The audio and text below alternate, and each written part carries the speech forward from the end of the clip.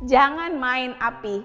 Peribahasa ini sesuai dengan apa yang dilakukan oleh keturunan Harun, yaitu Nadab dan Abihu. Di mana ketika melayani Tuhan, dia mau mempersembahkan korban kepada Tuhan, dia melakukan hal-hal yang tidak berkenan di hadapan Tuhan.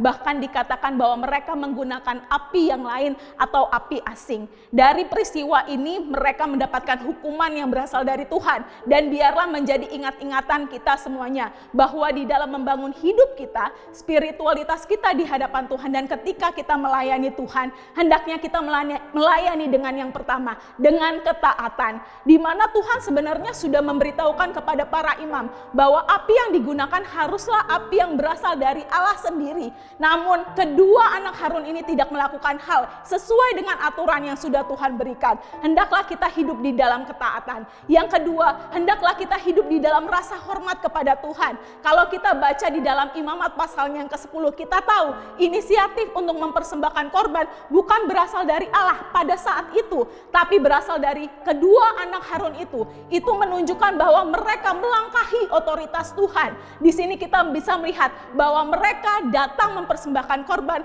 melayani Tuhan tanpa rasa hormat kepada Tuhan. Dan yang ketiga, dengan kesadaran. Jika kita membaca pasal yang ke-10 ayat 7 sampai 9, kita bisa melihat di sini bahwa Allah memberikan peringatan dengan keras bahwa imam yang melayani di bait Allah saat itu, di kemah suci, mereka haruslah dalam keadaan yang tidak mabuk. Bapak Ibu yang dikasih Tuhan, seringkali ketika kita melayani Tuhan atau hidup, kita hidup juga tanpa kesadaran, dalam tanda petik mabuk, sehingga kita tidak sadar apa yang harus kita lakukan.